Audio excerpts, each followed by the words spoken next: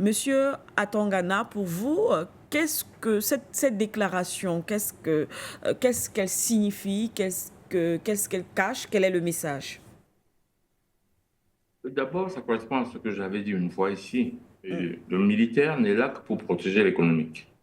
Oui, Donc ça, c'est pour ça qu'ils sont là. Ils sont là donc pour protéger leurs intérêts, c'est leurs intérêts économiques. Si en Afrique, il n'y avait que le désert et la pauvreté, ils ne seraient pas là. Mais très souvent, ils ont un narratif différent pour présenter. Et alors, ils vous le disent clairement. Oui, nous sommes là pour les intérêts économiques, sauf qu'il ne dit pas clairement que les militaires étaient là oui, pour régler le compte à celui qui s'oppose aux intérêts.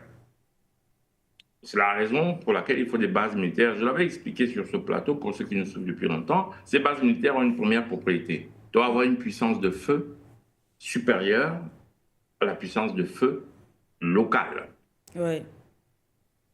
Si l'armée ivoirienne avait une puissance de feu supérieure à l'armée française, Sarkozy n'aurait jamais envoyé ses armées attaquer le palais de Bako. La réplique allait être cuisante. Donc il sera sûr de ça. Il sera sûr de ça parce qu'ils ne vous vendent pas les armes. Ils ne vous vendent pas des armes de défense. Ils connaissent votre force militaire. Ils connaissent les contrats que vous avez partout. Pourquoi? Parce que si vous devez acheter des armes dans le monde et que le franc CFA n'est pas la monnaie, comprenez que quand nous achetons dans le monde, c'est le trésor français qui paye. Ben oui, c'est comme ça. Hein. Enfin, nous, on prend nos francs CFA, on va déposer et dire, OK, nous, on paye pour vous. Vous comprenez que quand vous payez une Kalachnikov, ils savent. Ah bah oui, parce qu'il y a beaucoup de choses dans l'histoire du franc CFA. Il y a beaucoup, beaucoup de choses dans l'histoire du franc CFA. Et moi, j'en parle depuis 20 ans. Je crois que les gens ne savent pas que on était deux ou trois Camerounais à dénoncer le franc CFA il y a 20 ans dans les réseaux sociaux. Quand vous m'avez envoyé la photo, non, je crois que c'était Madame Madone qui m'a envoyé une photo de Foyou Média en disant bonne année, j'ai mis sur ma page Facebook. Mm. Et il y a un ami Facebook qui me suit depuis longtemps qui me dit, mais enfin, donc c'est toi que je suis sur Foyou Média avec autant d'attention. Et on est amis Facebook. Et on parle de cette histoire depuis plus de 15-20 ans dans les réseaux sociaux. À l'époque, j'ai tout entendu. On Oui, m'a dit que oui, c'est parce que je ne veux pas qu'on fasse le bilan de Paul Biya, parce que je suis petit, et c'est pour ça que je fais une diversion en parler de France CFA. Il y a même que j'ai converti. Il y a des gens que j'ai convertis. Bon, très bien, on ne va pas rentrer dans les détails. Donc, ils sont devenus maintenant de véritables opposants en France CFA. Très bien. Donc, qu'est-ce qu'il est en train de nous expliquer? Il nous a expliqué que, bon, voilà, on avait des bases militaires pour protéger nos intérêts. Ça veut dire quoi? Ça veut dire qu'en réalité, quand nous négocions avec eux, nous sommes en situation de force militaire.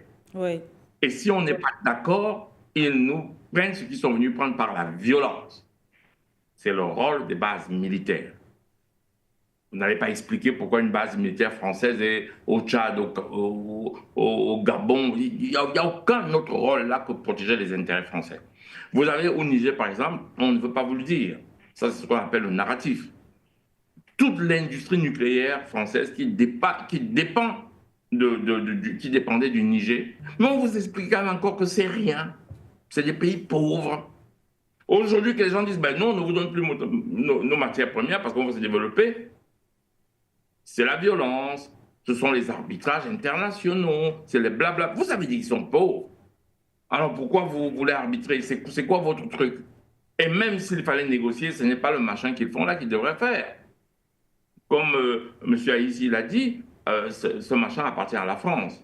Parce que l'État français est à plus de 90% propriétaire des 63% de Orano. Mais normalement, le chef d'État français devrait négocier avec le chef d'État nigérien. Et au lieu de ça, ils vont dans un machin qu'ils appellent tribunal arbitral et ils appellent le Niger à cette imposture. C'est le manque de respect. Très bien, on revient à ce ministre qui est en train enfin, je crois il voulait peut-être, il va dire l'influence française en Afrique ne se résume pas qu'aux bases militaires. oui. Et tiens, pourquoi il ne parle jamais de l'influence africaine en France? Vous avez déjà entendu quelqu'un titrer l'influence africaine en France? C'est parce que vous avez déjà lu ça dans un journal. Pourquoi ils estiment qu'ils devraient avoir une influence en Afrique, mais nous, on ne devrait pas avoir une influence chez eux? Essayez de faire un article où vous dites l'influence africaine en France. Vous allez voir comment ça va choquer tout le monde. La dernière fois que j'ai entendu parler de ça, vous savez, c'est comme le père Bongo finançait les campagnes politiques en France. Et ils ont arrêté ça immédiatement.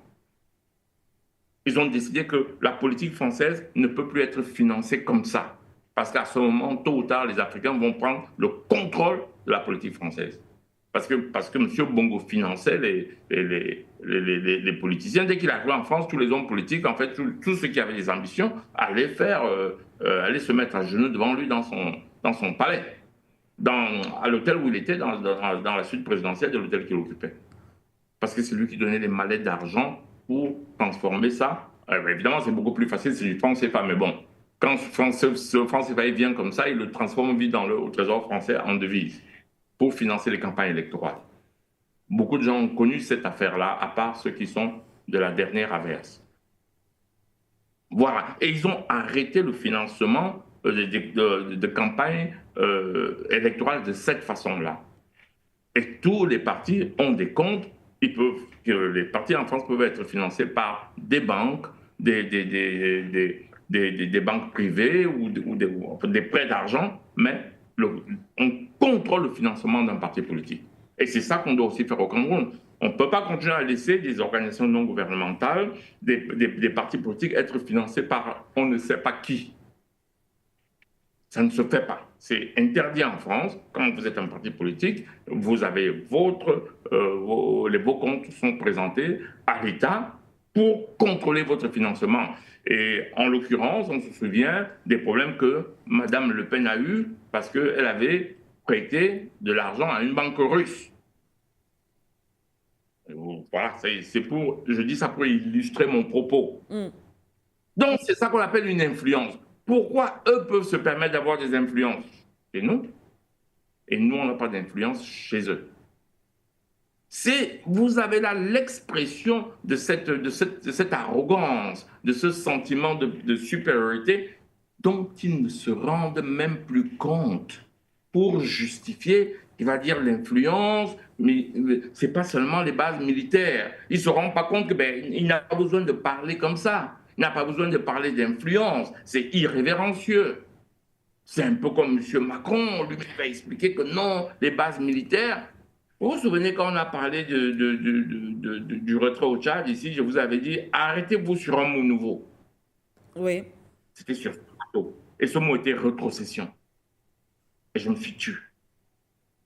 Quand ça arrivait au Sénégal, quel est le mot qui a été utilisé?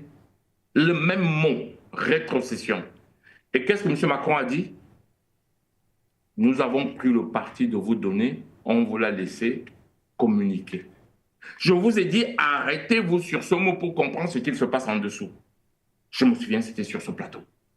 Et c'était la première fois que le mot rétrocession a été utilisé. Je vous ai fait la remarque entre le Tchad et les pays de l'AES, où on n'a pas utilisé le même mot. Parce qu'ils ne voulaient plus qu'on parle de l'armée française qui a pris un coup de pied au derrière pour quitter. Parce qu'ils ne voulaient plus qu'il y ait cette humiliation dont il y a eu des négociations. Encore une fois, les négociateurs africains ont été dupes.